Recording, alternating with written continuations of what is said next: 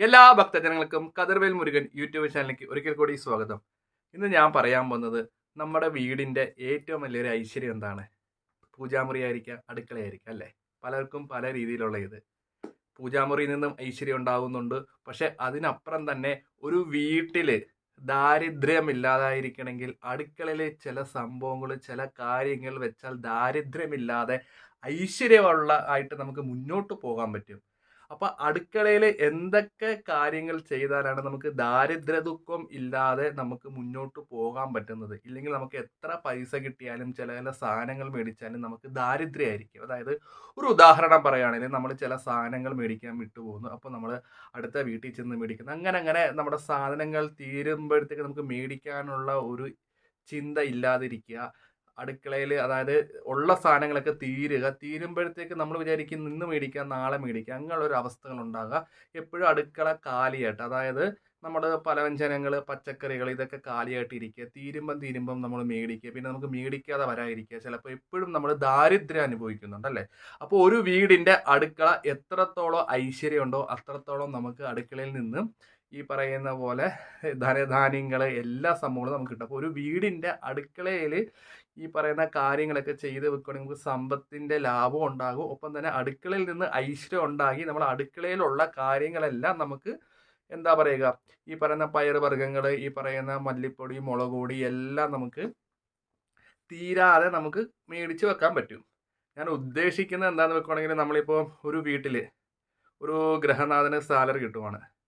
അപ്പോൾ പുള്ളിക്കാരൻ കുറച്ച് സാധനങ്ങൾ മേടിക്കുന്നു. വീണ്ടും ഈ പറയുന്ന അടുക്കളയിലെ സാധനങ്ങളൊക്കെ ഈ പറയുന്ന തീർന്നു പോകുന്നു. പിന്നെ നമ്മൾ ഈ പറയുന്ന തീർന്ന് പോകുന്ന ഇപ്പുറം തന്നെ നമുക്ക് മേടിക്കാൻ പറ്റാത്ത അവസ്ഥകളുണ്ട്. ആ പൈസ നമുക്കൊന്നിനും തികയുന്നില്ല. ഇല്ലെങ്കിൽ നമ്മൾ അടുത്തുള്ള വീടുകളിൽ ചെന്ന് കടം മേടിക്കേണ്ട ഒരു അവസ്ഥ. ഇല്ലെങ്കിൽ 2 പച്ചമുളക്, 2 ഉള്ളി, ഇച്ചിരി പഞ്ചസാര അങ്ങനെയൊക്കെ ഓടി കിടക്കുന്ന നമ്മൾ കൂടുതൽ ഈ പറയുന്ന നാട്ടിൻപുറങ്ങളിലാണ്. ഈ ചില വലിയ വീടുകളിലൊക്കെ ഉണ്ടാകും. ചില ചില ആൾക്കാർ ഈ പറയുന്ന നാണക്കേട് കൊണ്ട് ചോദിക്കാറില്ല. പക്ഷെ നമ്മുടെ നാട്ടിൻ പുറത്തുകൾ കണ്ടേ, ജയ ചേച്ചി ഇച്ചിരി പഞ്ചസാര, ഇല്ലെങ്കിൽ അരി, ഗീത ചേച്ചി ഇച്ചിരി എന്താ വെളിച്ചെണ്ണ, അപ്പം നമ്മൾ ഓടിച്ചെന്ന് മേടിക്കാറുണ്ട്. പക്ഷെ അങ്ങനെ അങ്ങനെ ചെല്ലുമ്പോഴേ നമ്മൾ ദാരിദ്ര്യത്തിലേക്ക് പൊയ്ക്കൊണ്ടിരിക്കുകയാണ്. അപ്പം കുറച്ച് കാര്യങ്ങൾ അടുക്കള ചെയ്യുവാണെങ്കിൽ ഗൃഹനാഥനും ഈ പറയുന്ന അടുക്കള നിൽക്കുന്ന അമ്മമാർക്കും എപ്പോഴും ഐശ്വര്യം വന്നു വയ്ക്കും. അപ്പോൾ അതെന്തൊക്കെയാണെന്നാണ് ഞാൻ ഈ വീഡിയോയിലൂടെ പറയുന്നത്. ആദ്യം തന്നെ നമ്മുടെ അടുക്കള വൃത്തിയായി സൂക്ഷിക്കുക. നമ്മൾ ആഹാരം കൂടെ പാചകം ചെയ്യുന്ന ഒരു അടുക്കളയാണ്. അപ്പോൾ അവിടെ ഈ പാത്രങ്ങൾ വലിച്ചു വാരി ഇടാതിരിക്കുക, അത് പ്രത്യേകം ശ്രദ്ധിക്കുക. നമ്മുടെ അടുക്കളയെന്ന് പറയുമ്പോഴത്തേക്ക് ഒരു അടുപ്പുണ്ടാകണം. അടുപ്പ് കത്തിക്കുന്നില്ലെങ്കിലും പോലും അവിടെ ഒരു അടുപ്പ് വെക്കുക. കഴിവതും അടുക്കളയിൽ നമ്മൾ ഈ പറയുന്ന ഗ്യാസ് ഒക്കെ ഉണ്ടെങ്കിൽ കിഴക്കോട്ടോ വടക്കോട്ടോ കത്തിക്കാം. പടിഞ്ഞാട്ടും തെക്കോട്ടും മാക്സിമം കത്തിക്കാതിരിക്കുക. ഏതെങ്കിലും വീടുകളിൽ പടിഞ്ഞാട്ട് കത്തിക്കുന്നതുകൊണ്ട് കുഴപ്പമൊന്നുമില്ല. പക്ഷെ തെക്കോട്ട് അടുപ്പ് വെച്ച് കത്തിക്കരുത്. കാരണം തെക്ക് നോക്കി കത്തിക്കരുത്. അത് നമുക്കത് പല അനർത്ഥങ്ങളും സംഭവിക്കും. അവിടെ നിൽക്കുന്ന ഗ്രഹത്തിൽ താമസിക്കുന്ന അമ്മമാർക്ക് എപ്പോഴും അസുഖങ്ങൾ മാറില്ല. നമ്മൾ അടുക്കള ജോലി ചെയ്യുമ്പോഴത്തേക്ക് നമ്മൾ പച്ചക്കറിയൊക്കെ അരിയുമ്പോൾ കൈ മുറിയുക, ഇല്ലെങ്കിൽ പല പല ടെൻഷനുകളും കാര്യങ്ങളും അടുക്കളയ്ക്കകത്ത് ജോലിയുമുണ്ട്. അതുകൊണ്ട് ഒരു കാരണം വെച്ചാലും തെക്കോട്ട് അടുപ്പോ ഗ്യാസോ വെക്കരുത്. അത് പ്രത്യേകം ഒരു ശ്രദ്ധ ഉണ്ടാകണം. അതേപോലെ തന്നെ കിഴക്കോട്ട് അടുപ്പ് കത്തിക്കാം, പടിഞ്ഞാട്ടും കത്തിക്കാം, വടക്കോട്ടും കത്തിക്കാം. ഇത് ഒരു ശുഭകരമായി നിൽക്കുകയാണ്. ഒപ്പം തന്നെ നമ്മൾ ഈ വൈകുന്നേരങ്ങളിൽ അടുക്കളയിൽ, അതായത് പാത്രങ്ങളൊക്കെ, ഈ എച്ചി പാത്രങ്ങൾ, നമ്മൾ കഴിച്ച ഫുഡിലെ പാത്രങ്ങളൊക്കെ അന്നേരം തന്നെ കഴുകി വെക്കുക. അടുക്കള നീറ്റ് ആൻഡ് സെറ്റ്. കാരണം അടുക്കള എന്ന് ഉദ്ദേശിക്കുന്നത് മഹാലക്ഷ്മിയാണ്. മഹാലക്ഷ്മി എത്രത്തോളം അടുക്കള വസിക്കുന്നു അത്രത്തോളം ആ വീട്ടിലെ ഗൃഹനാഥന്, ആ വീട്ടിലുള്ള അമ്മമാർക്കും ഐശ്വര്യവും സമ്പത്തും വന്നു ചേരും. അപ്പം അടുക്കള എപ്പോഴും നല്ല വൃത്തിയായിട്ട് ഇരിക്കുക. അതായത് നമ്മൾ ഇറച്ചി മാംസാദികൾ വെക്കുന്നുണ്ടൊന്നും കുഴപ്പമൊന്നുമില്ല. അത് ഓരോരുത്തരുടെ ഈ പറയുന്ന വ്യക്തിപരമായ കാര്യങ്ങൾ. അതൊക്കെ ക്ലീൻ ചെയ്ത് ഈ പറയുന്ന പാത്രങ്ങൾ, അതായത് എച്ചി പാത്രങ്ങൾ നമ്മൾ വൈകുന്നേരങ്ങളിൽ ഇതെല്ലാം മാറി ഈ അടുക്കള തുടച്ച് നല്ല വൃത്തിയായിട്ട് എടുക്കുക. പിറ്റേ ദിവസം രാവിലെ ഞാൻ പറയുന്ന രീതിയിലുള്ള കാര്യങ്ങൾ അടുക്കളയിൽ ചെയ്യുവാണെങ്കിൽ നിങ്ങൾക്ക് അടുക്കളയിൽ ഒരിക്കലും ദാരിദ്ര്യം ഉണ്ടാകത്തില്ല, സമ്പത്ത് വർദ്ധിക്കുകയും ഒപ്പം തന്നെ അടുക്കളയിൽ നിൽക്കുമ്പോൾ പെട്ടെന്ന് ജോലിഭാരം ഒഴിഞ്ഞ് നമുക്ക് പെട്ടെന്ന് ജോലികൾ ചെയ്യാനുള്ള ടെൻഡൻസിയും കാര്യങ്ങളൊക്കെ ഉണ്ടാകും. അപ്പോൾ അത് എന്തൊക്കെ കാര്യങ്ങളാണെന്ന് ഭക്തജനങ്ങൾ കേട്ടോളൂ. നമ്മൾ രാവിലെ തന്നെ, പണ്ടൊക്കെ ഈ എല്ലാവരും രാവിലെ കുളിക്കാതെ അടുക്കളയിൽ കയറത്തില്ലായിരുന്നു. ഇപ്പം പുതിയ പുതിയ കാലങ്ങൾ വന്ന് ഇപ്പം ചില ആൾക്കാരൊക്കെ കുളിച്ചിട്ട് തന്നെയാണ് അടുക്കളയിൽ കയറുന്നത്. മാക്സിമം ഭക്തജനങ്ങൾ രാവിലെ എഴുന്നേറ്റ് ആ ഒരു കുളി ശീലമാക്കുക. രാവിലെ കുളിച്ചിട്ട് മാക്സിമം അടുക്കളയിൽ കയറാൻ നോക്കുക. കുളിച്ച് അടുക്കളയിൽ കയറുന്ന മുമ്പ് ഈ പറയുന്ന അപ്പോൾ നമ്മൾ ഈ തലേദിവസം അടുക്കള ഈ തൂത്ത് തുടച്ച് വൃത്തിയാക്കി ഇട്ടിട്ടുണ്ടല്ലോ. അപ്പോൾ നമ്മൾ നേരെ അടുക്കളയിൽ ചൂലും കൊണ്ട് പോകണ്ട.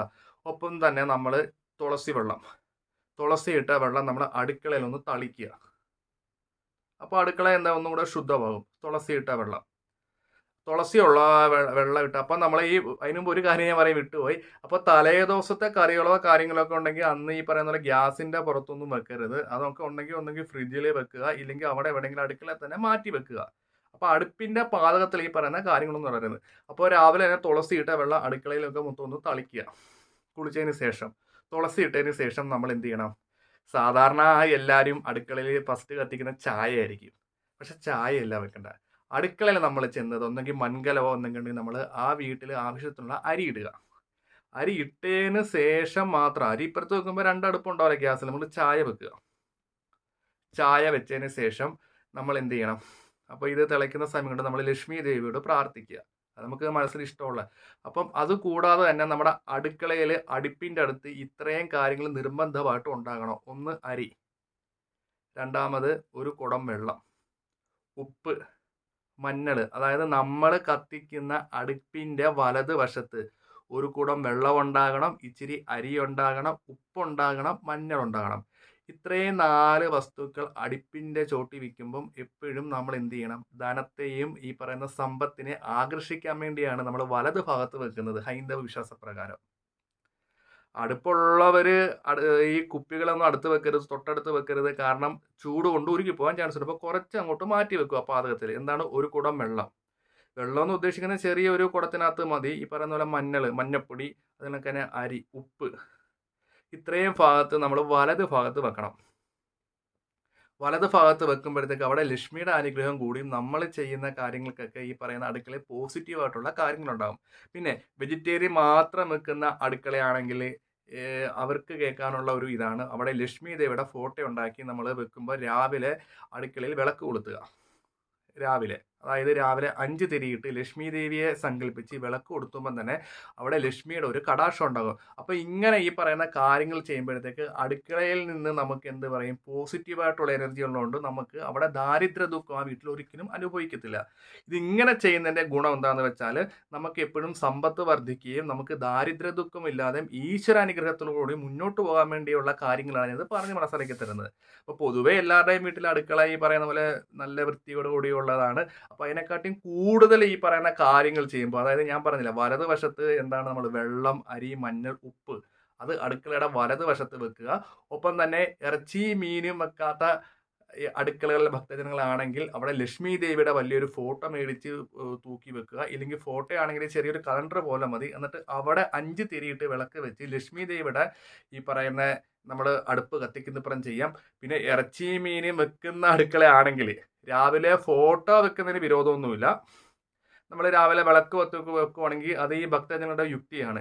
ചിലവർക്കൊരു ധാരണ ഉണ്ടാകും, അയ്യോ ഈ തിരുമേനി എന്തുകൊണ്ട് പറയുന്നത്, ഈ ഇറച്ചി മീനൊക്കെ വെക്കുന്ന അടുക്കളയിൽ എന്താണ് ലക്ഷ്മി ദേവിയുടെ ഫോട്ടോ ഈ ഇറച്ചിയൊക്കെ, അതൊക്കെ നമ്മുടെ വിശ്വാസമാണ് അല്ലേ. ഇപ്പോൾ ഞാൻ നേരത്തെ ഒരു കാര്യം പറഞ്ഞു, നമ്മുടെ ഈശ്വരനെ നമ്മൾ എന്ത് കൊടുക്കുന്നത് നമ്മുടെ ഇഷ്ടമാണ്. പണ്ടൊക്കെ കാട്ടുജാതിക്കാർ ഈശ്വരനെ പല രീതിയിലും വെച്ച് പൂജ ചെയ്യാറുണ്ട്. അപ്പോൾ നമ്മുടെ മനസ്സാണ് നമ്മൾ ഈശ്വരന് എന്ത് കൊടുക്കണമെന്നുള്ളത് അല്ലേ. അപ്പോൾ അതെല്ലാവരുടെ ഓരോ മനസ്ഥിതിയാണ്. ചിലവർക്ക് ഇറച്ചി മീനും വെക്കുന്ന അടുക്കളയാണെങ്കിൽ പോലും നമുക്ക് ഈ പറയുന്ന കാര്യങ്ങൾ രാവിലെ തന്നെ എഴുന്നേറ്റ് വിളക്ക് വെച്ച് നമുക്ക് പ്രാർത്ഥിക്കാം. ഒപ്പം തന്നെ എല്ലാവരും കുളിച്ചതിന് ശേഷം മാത്രം അടുക്കളയിൽ കയറി പാചക കാര്യങ്ങൾ ചെയ്യുക. അടുക്കള എപ്പോഴും വൃത്തിയോടുകൂടി ഇരിക്കുക. ലക്ഷ്മി ദേവിയെ പ്രാർത്ഥിച്ച് നമ്മൾ അരിയിടുക. ലക്ഷ്മി ദേവിയുടെ മന്ത്രം. അപ്പോൾ ലക്ഷ്മി ദേവിയുടെ മന്ത്രം ചൊല്ലിയതിന് ശേഷം മാത്രം നമ്മൾ അരിയിടുക. ലക്ഷ്മി ദേവിയുടെ മന്ത്രങ്ങൾ എന്ന് പറഞ്ഞാൽ നമ്മൾ ഈ പറയുന്ന അഷ്ടോത്തര ബുക്കിൽ അഷ്ടോത്തരം ചൊല്ലി ലക്ഷ്മി ദേവി പ്രാർത്ഥിച്ചിട്ടാൽ മതി. അപ്പോൾ ഇത്രയും കാര്യങ്ങൾ നമ്മൾ ചെയ്യുമ്പോൾ എന്തായി, നമ്മുടെ അടുക്കളയിൽ ധനസമൃദ്ധി ഉണ്ടാകും, ഈശ്വരൻ്റെ അനുഗ്രഹം ഉണ്ടാകും. എല്ലാ വിധത്തിലുള്ള അനുഗ്രഹങ്ങളും ഭക്തജനങ്ങൾക്ക് ഉണ്ടാകുന്നതാണ്. ഒപ്പം തന്നെ എല്ലാവർക്കും വീഡിയോ ഇഷ്ടപ്പെട്ടെങ്കിൽ ലൈക്കും ഷെയറും കമൻറ്റും ഒക്കെ ചെയ്യുക. അപ്പോൾ ഞാൻ മറ്റൊരു വീഡിയോയിൽ വരുന്നതാണ്. നമസ്കാരം.